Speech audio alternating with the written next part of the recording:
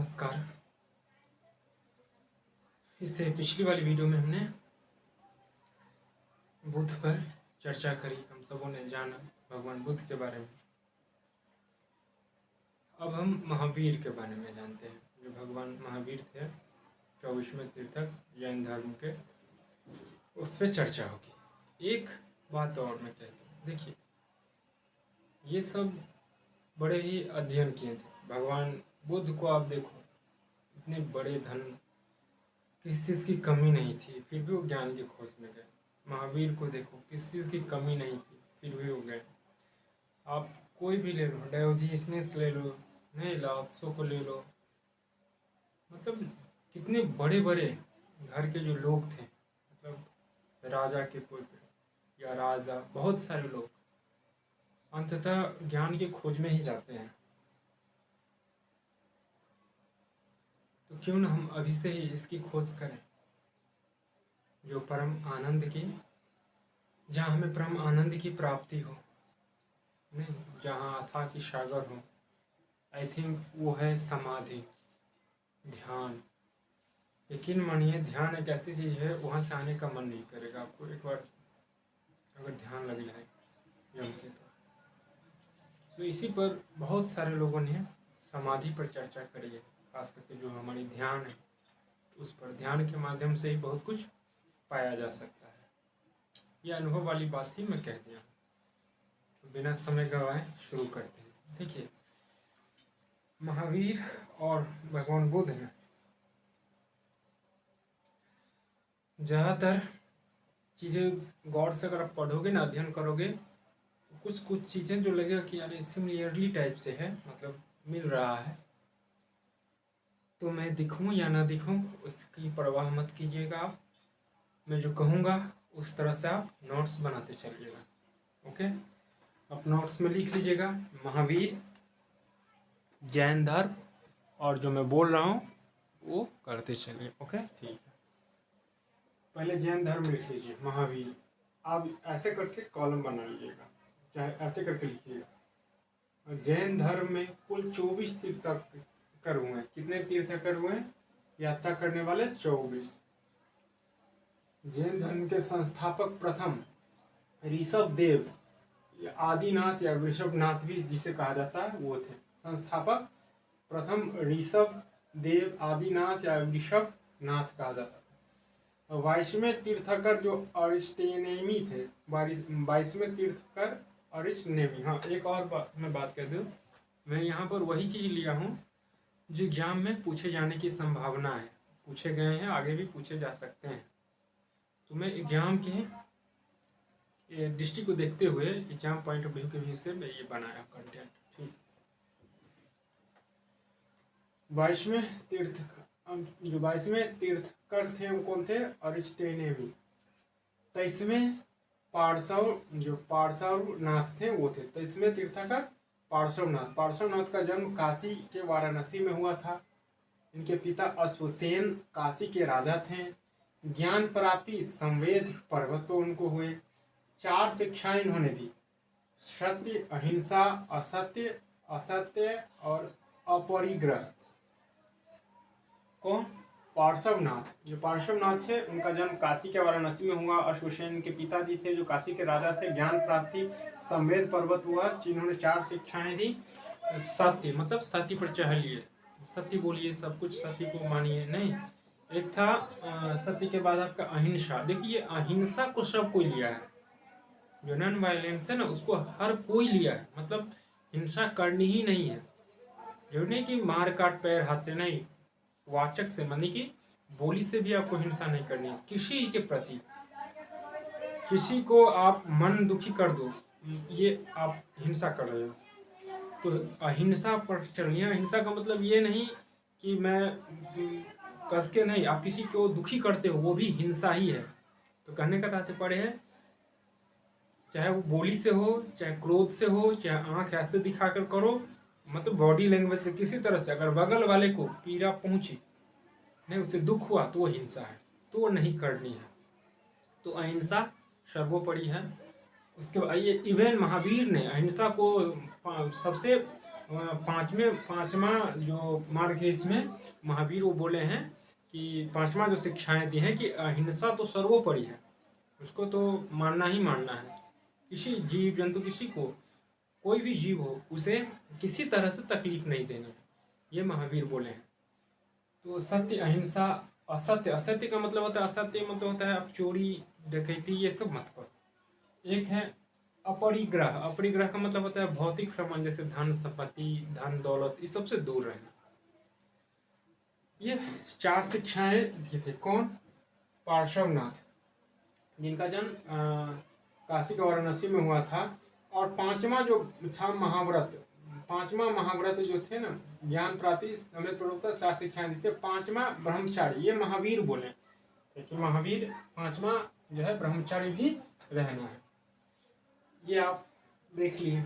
अब इधर आते हैं, फिर इसके बाद आप यहाँ से लिखिएगा, यहाँ तक लिख लीजिए, फिर ये वाला लिखिएगा महावीर, यहाँ पे लिख लीजिए महावीर। महावीर ये क्वेश्चन पूछे जाते हैं इसलिए मैं ये बताया। महावीर लिख लीजिए। जन्म 540 BC में हुआ था, कहीं पे 599 भी लिखा हुआ है, गूगल वगैरह पर आप देखोगे ना तो ये लिखा हुआ है, लेकिन 540 BC नहीं, मैं बिहार में हुआ था, वैशाली जिला के कुंडलपुर में, बिहार के वैशाली जिला के कुंडलपुर में हुआ था। तो जन्म 540 BC में बिहार के वैशाली जिला के कुंडलपुर में। इनके माता जी जो थी त्रिशला थी और पिताजी थे सिद्धार्थ। माता जी त्रिशला, पिताजी सिद्धार्थ। पत्नी और बच्चे, पत्नी का नाम यशोदा था और बच्चे अन्नोज, जिसे प्रियदर्शनी भी कहा गया है। नहीं तो अन्नोजा जो थी इनकी बेटी थी एक महावीर की, और जिसे प्रियदर्शनी भी कहते थे, और पत्नी यशोदा थी। बचपन का नाम वर्धमान था, महावीर के बचपन का नाम वर्धमान। इन्होंने 30 वर्ष की आयु में ज्ञान की खोज में निकले, जबकि भगवान बुद्ध जो थे वो 29 वर्ष की आयु में निकले थे, ये 30 वर्ष की आयु में। ज्ञान प्राप्ति 12 वर्ष तक कठोर तपस्या के बाद बिहार के जिमरी ग्राम, एक बिहार में जिमरी ग्राम जिसे अभी जमुई जिला कहा गया है, तो वहीं पर नहीं जिमरी ग्राम के पास रिजुपालिका नदी के तट पर, रिजुपालिका नदी के तट पर, जबकि उनको जो भगवान बुद्ध को जो ज्ञान की प्राप्ति हुई थी वो निरंजना नदी के तट पर हुई थी। नहीं तो काफी मिलते जुलते हैं, तो इस तरह से जब भी पढ़िएगा तो दोनों को साथ लेकर पढ़ोगे तो याद रहेगी बातें। तो बिहार के जिमरी ग्राम यानी कि अभी जो जमुई जिला है के पास रिजुपालिका नदी के तट पर एक साल वृक्ष के नीचे, जबकि भगवान बुद्ध को पीपल के वृक्ष के नीचे मिला था, ज्ञान की प्राप्ति हुई थी, और इन्हें साल वृक्ष के नीचे। निर्वाण मतलब ज्ञान की प्राप्ति, बुद्ध धर्म में बुद्धत्व कहा जाता था नहीं, और इसमें देखिए क्या कहा जाता है, निर्वाण मतलब 527 BC में ये चल पड़े, मृत्यु हो गई थी बिहार के पावापुरी में। ज्ञान प्राप्ति के बाद उन्हें केवली कहा गया। केवली मतलब भगवान बुद्ध धर्म में बुद्धत्व कहा जाता था, इसमें केवली कहा गया, जो जिसे ज्ञान प्राप्त हो गया उन्हें केवली। कुछ उन्होंने शब्द कही गई है जैन धर्म में, जैसे जीन का मतलब होता है विजेता। किस पर विजेता? जो ज्ञान हासिल कर ले, नहीं अपने इंद्रियों को, मतलब अपने इंद्रियों को वश में कर ले, इंद्रियों पर विजेता पा ले, नहीं उसे ना सुख दुख ना मोह माया किसी से मतलब ही नहीं, सब चीज पे वो काबू कर ले, तो उन्हीं को बोलते हैं विजेता। जैन धर्म में जीन जिसे कहा जाता है। विजेता मतलब किस पर विजेता? इंद्रियों पर विजेता। ठीक है। उसके बाद अरहत, अरहत का मतलब योगी। निर्गंथ का मतलब होता है बंधन रहित, मतलब जो मुक्त होना। बंधन रहित मतलब ये सुख दुख मोह माया सबसे मुक्त होना, तभी आपको ज्ञान मिलेगा। महावीर साधना के प्रति समर्पण, और साधना में अभी शुरुआत में ही कहा हूँ जो मुझे फील हुआ है, यकीन मानिए साधना एक ऐसी चीज है, एक बार अगर आप समाधि में चले जाओगे ना, ध्यान में, तो वहाँ से आने का मन नहीं करता है, क्योंकि वहाँ पर कुछ नहीं है, परम शांति का आप अनुभव करोगे। खास करके आप रात्रि के समय में करोगे ना, तो आपको, क्योंकि सुबह में आवाज़ आती रहती है, लेकिन अब रात्रि में 12-1-10 बजे के बीच में जब सो जाते हैं सब, या 2-2:30 बजे के बीच में, उसके बाद खाना देखना, वहाँ से आने का मन नहीं करेगा। मतलब महीनों रख सकता है, महीनों रह जाता है आदमी, रह सकता है, नहीं वहाँ से आने का मन ही नहीं करता है। परम शांति, और मतलब अजीब, मतलब एक अद्भुत अनोखा आपको फील होगा वो। तो ये थी महावीर साधना के प्रति शमनी। नहीं,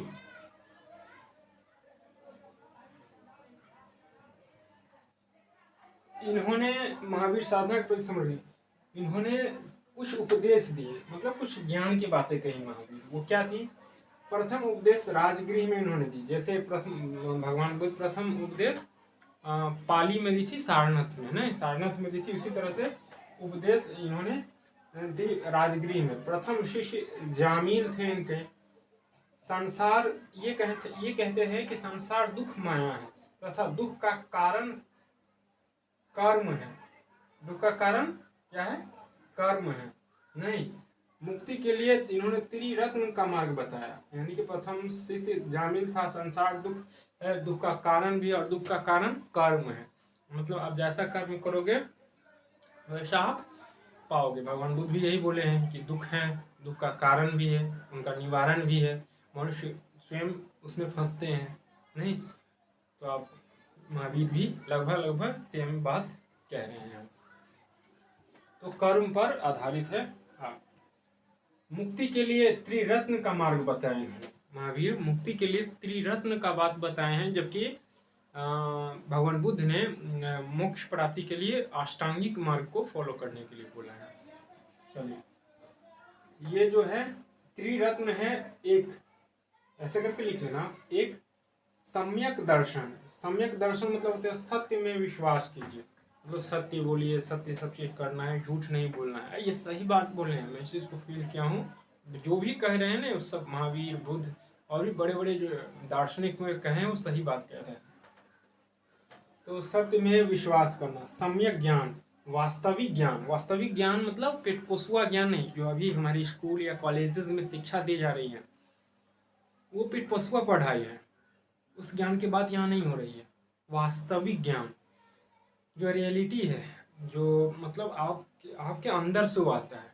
ये पेट पसुआ वाला नहीं। ये तो आप पढ़ोगे, जॉब मिलेगा 30, 40, 50, 60 हज़ार का, एक झुनझुना दे देगा सरकार ताकि आप वो बजाते रहिए, आप उसी में खुश रहिए।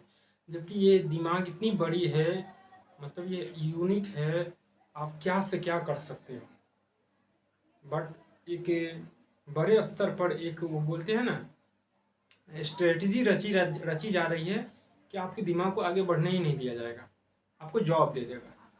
अब जॉब जब भी आ गया 60-70 हज़ार का महीना, तो आप खाओगे, पियोगे, बाल बच्चा करोगे, और नए नए कपड़े, जूते, घर वगैरह, गाड़ी वगैरह सब लोगे, बनाओगे, गाड़ी सब लोगे, और उसी में आपका जीवन गया, और आप लेजी हो जाओगे। आपका जो दिमाग बढ़ रहा था वो बढ़ेगा नहीं, आपकी चेतना सिकुड़ गई, आप आगे नहीं जा पाओगे। इसलिए बड़े स्तर पर एक बोलते हैं ना, वो स्ट्रेटजी, रणनीति अपनाई जाती है कि दिमाग को खोखला कर देना, आगे बढ़ने ही नहीं दिया जाएगा। जीवन, मुझे फील हो रही है कि नौकरी मत करो यार। जीवन अगर मिल जाती है, थोड़ी दिन, 2 साल 3 साल रहो, घर की स्थिति ठीक है, रिजाइन कर दो। मैं पक्का कह रहा हूँ, अगर कुछ करना है तो, क्योंकि ज़िंदगी बार बार नहीं मिलती है। तो बाकी आप स्वयं समझदार, मैं क्या कहना चाह रहा हूँ आप अच्छी तरह से समझ रहे होंगे, तो उधर मैं जाना नहीं चाहूँगा। हाँ, तो समर्थक, समय दर्शन मतलब सत्य में विश्वास, समय ज्ञान, वास्तविक ज्ञान, सब एक आचरण, सुख दुख के समान भाव। सुख दुख के समान भाव हो, मतलब न सुख में न आपको जो सुख, न सुख को देखो न दुख को देखो, जो बीच वाली भाव है उसको देखो। नहीं, तो ये सारी बातें हैं, सब एक आचरण, सुख दुख समान भाव। ये 3 बोले हैं, सम्यक दर्शन, सम्यक ज्ञान, वास्तविक ज्ञान होना चाहिए, सम्यक आचरण, सुख दुख का समान, मतलब वास्तविक ज्ञान होनी चाहिए। सम्यक आचरण, सुख दुख के वास्तविक ज्ञान का मतलब जो आपकी इंटरनल ज्ञान हो, ये नहीं कि जो कृष्ण कहें या कोई कहीं से पढ़े हैं वही बोल रहे हैं, नहीं, वो आपका होना चाहिए, वो होता है वास्तविक ज्ञान। अरे कृष्ण किया अपने लिए किया, बुद्ध किया अपने लिए किया, महावीर जो कहें वो अपने लिए किया, तुमको क्या मिला यार? तू क्या महसूस किया? आप क्या किए? आपकी चेतना है वो क्या समझा, क्या मतलब दुनिया को जाना, वो आप बोलो। और वो ऑटोमेटिक आती है, वो पता नहीं कहाँ से आती है, पर ज़बरदस्त रहती है। तो वही आपको करनी है, नहीं कि कहा हुआ मतलब बुद्ध को पढ़ लें, कृष्ण को पढ़ लें, महावीर, जैन, लाओ त्सो, डायोजनीस, वॉट एवर जो भी हो सबको पढ़ लो आप, और उसके बारे में कह रहे हो तो आप तो उसके बारे में कह रहे हो ना। आप अपने से तो महसूस नहीं किए कि आप क्या हो, कौन हो, who are you and who am I. तो उसको जानने के बाद नहीं आप कुछ कहो, तब हुआ वो आपका वास्तविक ज्ञान, जो आपका हो, जो आप महसूस किए, उससे बोलते हैं वास्तविक ज्ञान। चलिए, उम्मीद है आप समझ रहे होंगे कि मैं क्या कहना चाहता हूँ। उसके बाद इन्होंने आत्मा, पुनर्जन्म, कर्म, मोक्ष, वर्ण में विश्वास करते थे। आत्मा है, पुनर्जन्म होता है, कर्म करनी पड़ेगी, मोक्ष की प्राप्ति होगी, वर्ण व्यवस्था भी है, इस सब पर विश्वास करते थे, मानते थे इनको। एक है सय्यादवाद और अनेकतावाद।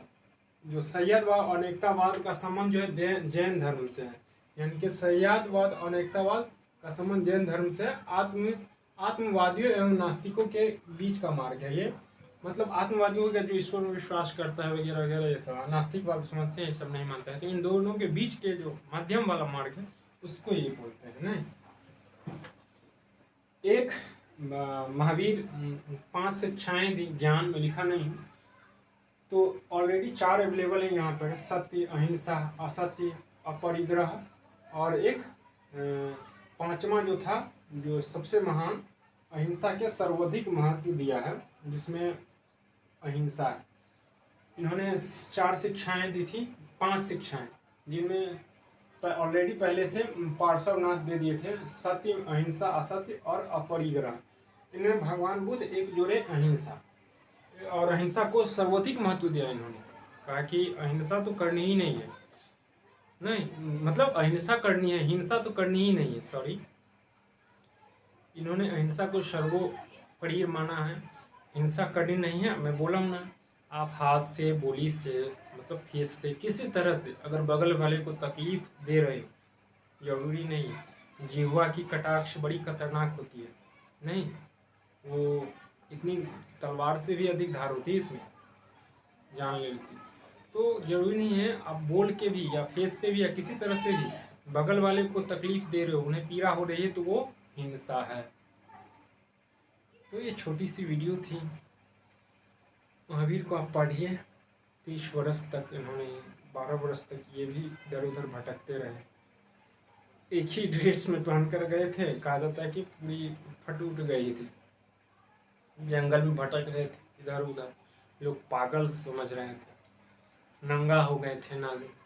फिर नंग होकर भी उन्होंने तपस्या करी और महसूस किया, दुनिया को जाना, फील किया, सत्य को जान लिया कि भाई क्या है, ये सब कुछ नहीं है, और वाकई कुछ नहीं है। नहीं तो भाग दौड़ की ज़िंदगी आपको ऐसे ही चली जाएगी, पता नहीं कब से 18 से आप 60, 70, 80 वर्ष के हो जाओगे, फिर कुछ करना, फिर उस समय पछतावा होगी कि यार ज़िंदगी तो जी ही नहीं, आप भाग दौड़ में ऐसे ही ज़िंदगी निकल गई।